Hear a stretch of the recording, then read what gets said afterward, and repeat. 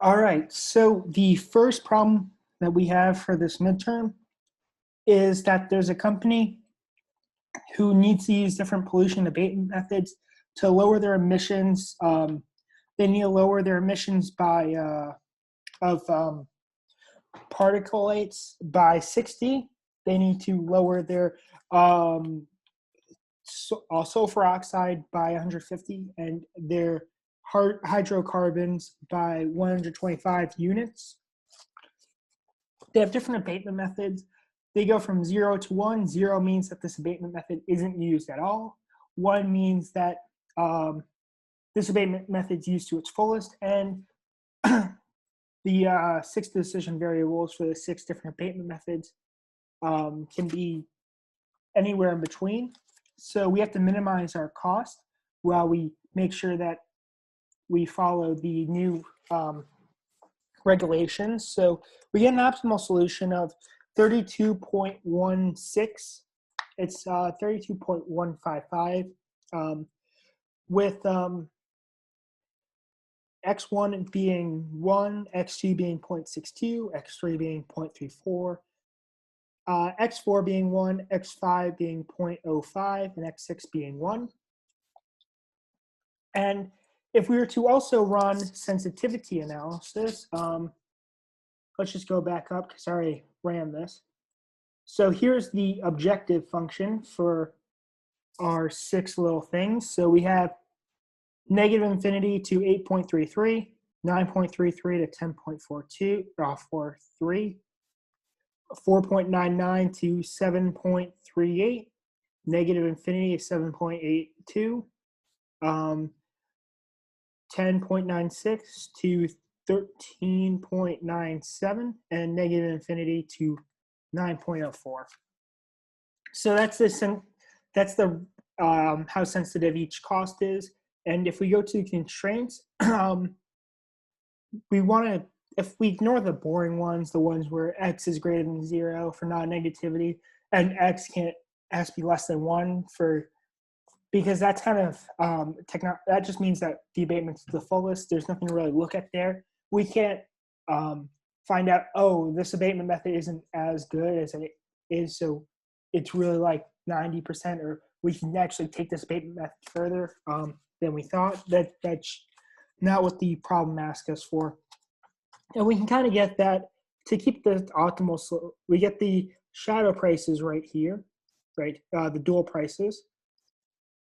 0.11, 0.13, and 0.07. I am rounding up and down. I'm using 2 digits just for simplicity. You can see the full digits there. And we get the right-hand side sensitivity ranges. So yeah, you can kind of see those there. And these are kind of like the sensitive parameters. And I would say C2 is the most sensitive because it has the shortest range and it for the biggest value, to where this has parameter 3 has the biggest range. And C1 has a similar range, but it's a smaller value compared to C2. So that's why I would say it is. And then we could also look at, all right, what happens if we find out that table 3 is wrong, where it's 10% less or 10% more?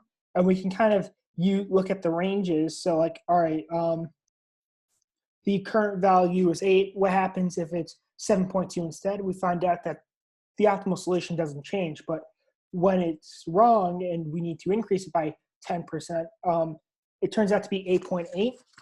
And I already did all the math here. So there's only one time where you can go higher and have the same optimal solution. So it's better to be more precise in the estimates with them being higher, because if the cost gets too high, you're going to change your optimal solution, and you're kind of messing up your whole. You're kind of messing up the limited cost that you have, and yeah, it's really it. It's just better to do that because it's it's better than finding out that there's a surprise cost and you have to redo everything. So it's that it's safer just do that. And then yeah, for 1D, if we go to 1D.mod, this is just the this is just the dual problem where we, instead of a min, we have a max, and then we kind of have all this, all the constraints. There's 6 constraints for 6 variables. There's 9 variables for the 9 constraints. The 3, y1, y2, and y3 refer to the actual constraints, and then y4 through 9 refers to the fact that x has to be less than 1 for the abatement. So we get for our for the max problem, c is equal to 32.16 with 0.11, 0.13, 0.07, 0.34, 00, 1.82, 0, and 0.04. And we get the dual solution is the same as when we did it like that. And if we left it in mid form and then caused the dual probability max because we made a max and then we did the dual, we would end up finding out that that these negative values were actually positive, and the positive values we had for them in the final solution, the 0.34, the 1.82, the 0.04, those would actually become negative. So that's just kind of what happens to the sign there. So now we have to look at the shadow prices. So if we wanted to, for each unit change in particulates, the total cost changes to that 0.11 in the same direction, where if we wanted to increase the standard of reducing the particulates, we have to increase the cost by 0.11. Decrease, it's in the same direction. That's for all of them, to where if you increase the constraint, you're increasing the cost. Decrease the constraint, decreasing the cost. So for sulfur oxides, it's going to be 0.13, and for hydrocarbons, it's going to be 0.07. This is just pretty much just kind of looking, and this is just the shadow prices, and the range they're effective is pretty much just, if we go back to the constraints of here, so just these ranges is where we can actually kind of look at the shadow prices. So for 1F, we can kind of do some math and figure out, all right, if we want to raise particulates, we can figure out how much we have to decrease by to keep the same cost, but to adjust for the new standard with particulates because they may be more harmful, according to some research. And then for 1G, we can kind of take a look at, all right, we have a min problem, but now we have, I can pull up the document for 1H because 1H is just typing out 1G. So we're, all right, we kind of have to worry about this 3.5 theta, where theta is the, for every 10% increase in these pollution standards, we're actually getting a $3.5 million tax break. So that goes against the total cost. And in 1H, we can solve it for theta equals 10, 20, 30, 40, and 50%, where we find out the best option is theta equals 40 because it has a really high standard of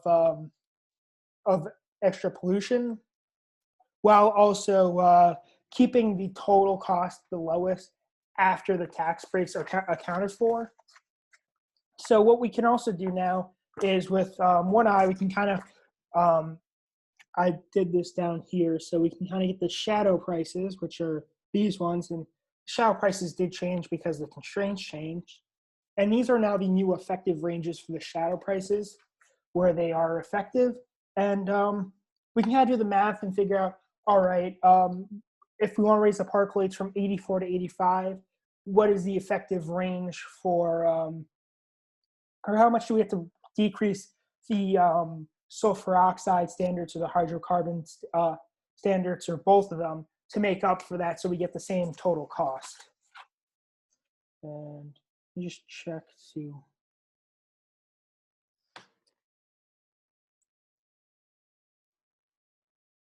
and then,